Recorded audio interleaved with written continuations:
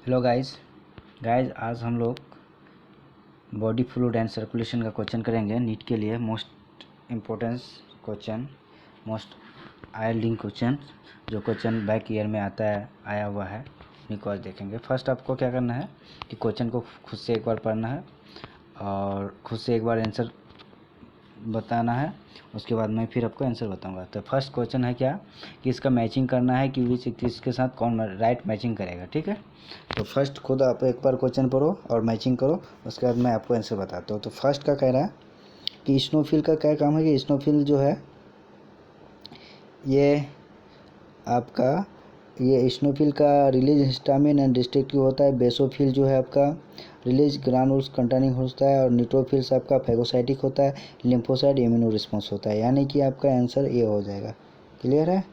इस तरह से सेकेंड क्वेश्चन भी आपका दिया हुआ मैचिंग वाला। तो सेकेंड क्वेश्चन आप खुद से बनाइए एक बार, फिर मैं बता रहा हूँ कि सेकेंड क्वेश्चन भी क्या कर रहा है कि फाइब्रिनोजेन का क्या काम है कि वो क्लोटिंग, ब्लड क्लोटिंग में काम आता है। ग्लोबिन जो डिफेंस मैकेनिज्म में काम आता है। उसके बाद अल्बुमिन जो ऑस्मोटिक बैलेंस करता है।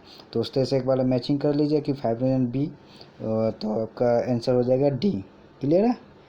ओके। थर्ड क्वेश्चन कह रहा है कि एडल्ट ह्यूमन आरबीसी या एन्यूक्लिएटेड आरबीसी, जो मैच्योर आरबीसी होता है उसमें एन्यूक्लिएट होता है, उसमें न्यूक्लियस अब्सेंट होता है, ये बात पता होना चाहिए आपको। Which of the following statement are the most appropriate, कौन सा मोस्ट अप्रोप्रिएट, कौन सा सही है। तो फोर्थ जो ऑप्शन है वो जो है करेक्ट ऑप्शन है। क्लियर है? ये फोर्थ नंबर करेक्ट है और उसका डी आंसर है। क्लियर? नेक्स्ट क्वेश्चन देखते हैं, क्वेश्चन नंबर 4 कह रहा है कि name the blood cell whose reduction in number can cause the clotting disorder leading the excess loss of the blood from the body. कह रहा है कि अगर जी ज़्यादा लॉस हो जाता है बॉडी से ब्लड तो किसके कारण, तो वो थ्रोम्बोसाइट होता है। ठीक है, इसको प्लेटलेट भी, सेकंड नेम इसको प्लेटलेट बोला जाता है। क्लियर? उसके बाद फिफ्थ नंबर क्वेश्चन का सीरम और serum differ from the blood, blood से सीरम जो किस से डिफर, उसमें जो है क्लोटिंग फैक्टर जो है एब्सेंट रहता है सीरम में, इसलिए इसको डिफर होता है ब्लड से, इसलिए lacking clotting factor C answer हो जाएगा, 5 का सी हो जाएगा। ओके। एर्थ्रोपायोसिस स्टार्टिंग, एर्थ्रोपायोसिस का मतलब होता है फॉर्मेशन ऑफ आरबीसी। ठीक है, तो ये कहाँ पे स्टार्ट होता है ये आरबीसी का बनना? सबसे पहले ये आपका रेड बल क्या था, रेड बोन मेरो में होता है। ओके, 6 का हो जाएगा आपका बी आंसर। क्लियर? एर्थ्रोपायोसिस मतलब क्या हुआ? Formation of the red blood cell. Clear? Next question देखते हैं 7 नंबर। 7 नंबर क्वेश्चन में क्या कर रहा है, person with blood group A B consider as the universal receptor because A B blood group 4 types का ब्लड ग्रुप होता है, पता है आपको। ए होता है, बी होता है कि, ठीक है, ए बी होता है, फिर ओ होता है, ये चारों ग्रुप होता है ब्लड ग्रुप। तो कह रहा है कि इसमें जो है आरबीसी जो यूनिवर्सल रिसेप्टर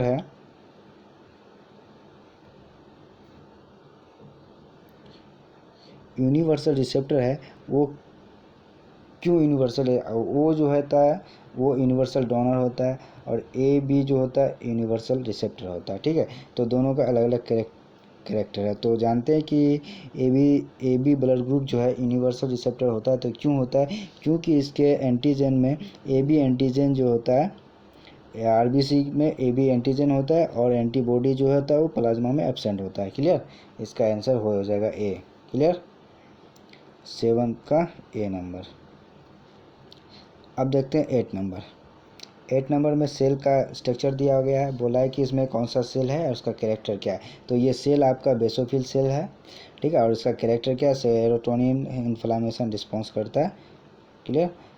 8 का ए नंबर। आगे चलते हैं 9 नंबर।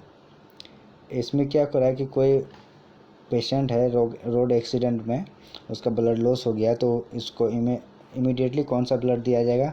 तो इसको ब्लड दिया जाएगा ओ ग्रुप का दिया जाएगा। क्लियर? एक बार खुद से पढ़ लो क्वेश्चन को, सी आंसर हो जाएगा।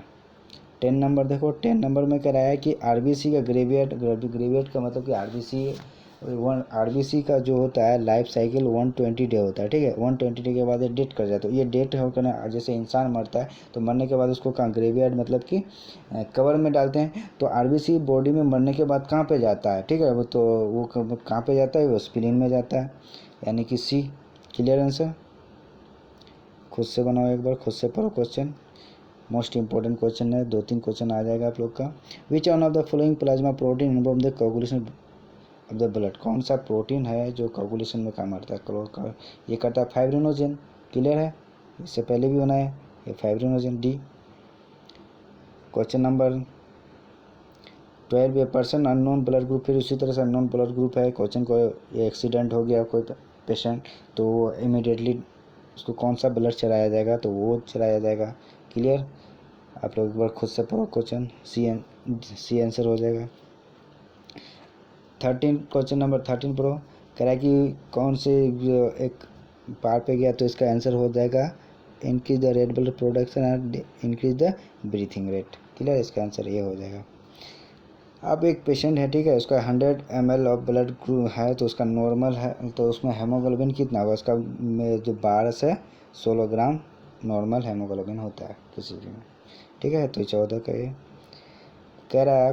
15 नंबर कि there is no DNA. DNA किस में ऑप्शन होता है, आरबीसी में ऑप्शन होता है, ठीक है। क्योंकि अब क्यों ऑप्शन होता है, क्योंकि मैच्योर आरबीसी में न्यूक्लियस नहीं होता है, और न्यूक्लियस में ही डीएनए प्रेजेंट रहता है। क्लियर है, तो 15 का आंसर हो गया, ये हो गया। क्लियर। नेक्स्ट चलो 16 नंबर क्वेश्चन करा। Globulin contain in human blood plasma are the primary involving. क्योंकि हाँ, ग्लोबुलिन का क्या काम है, ये क्लॉथिंग फैक्टर में काम आता है। सॉरी, ये ग्लोबुलिन का काम है डिफेंस में, ठीक है। तो ये डिफेंस मैकेनिज्म काम आता है, तो इसका आंसर हो जाएगा डिफेंस। क्लियर। 16 का डी आंसर। 17 का देखो, 17 का the most popularly non blood grouping is the ABO. ABO का ब्लड ग्रुप होता है, नाम एबीओ, नॉट एबीसी। एबीसी नहीं देते नाम, क्यों नहीं देते, इसका कारण है बिकॉज जो वो रिफर दे, इसको किसको रिफर करता है, the no antigen A and B on RBC, ठीक है। सी आंसर हो जाएगा सर। 17 का देखो, कहेंगे the most active phagocytic blood cell. Most active phagocytic जो होता है न्यूट्रोफिल और मोनोसाइट होता है। क्लियर, एनसीईआरटी का लाइन है, तो इसका आंसर बी हो जाएगा। अल्हम्दुलिल्लाह। 19 question number, which type of blood cells are concern with the release of histamine and neutral anticoagulant heparin. कौन सा सेल है जो कि वाइट ब्लड सेल के हिस्टामिन और एंटी कोगुलेंट का काम करता है, तो वो आपका हो जाता है बेसोफिल का ये काम है। क्लियर। 19 का डी। अब देखो 20 का। 20 में क्या कह रहा है, the drop of each blood a drop of each of the flowing place separately of our slide, which of the will not को। कौन सा ब्लड जो है अगर स्लाइड में डालते वो कोगुलेट नहीं करता, वो सीरम नहीं करता, क्योंकि इससे क्लॉटिंग फैक्टर निकाल लेते हैं, तो ये उसको बोलते हैं सीरम। 20 का ए नंबर।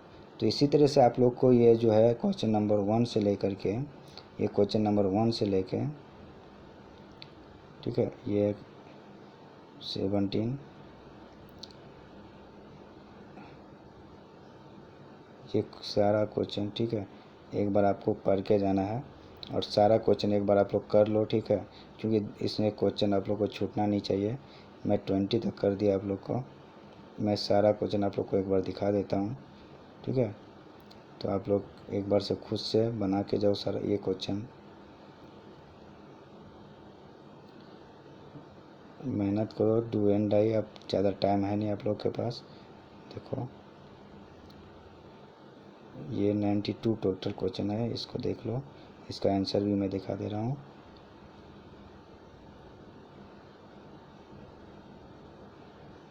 ये ईसीजी वाला क्वेश्चन है, इसको देख करके जाना है, ये एक क्वेश्चन जरूर आता है।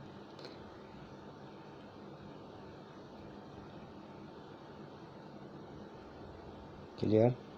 इसका आंसर देखो, यहाँ पर आपको आंसर मिल जाएगा, यह है सारा का आंसर, ठीक है। इसका एक्सप्लेनेशन भी है, एक्सप्लेनेशन भी देख सकते हो आप।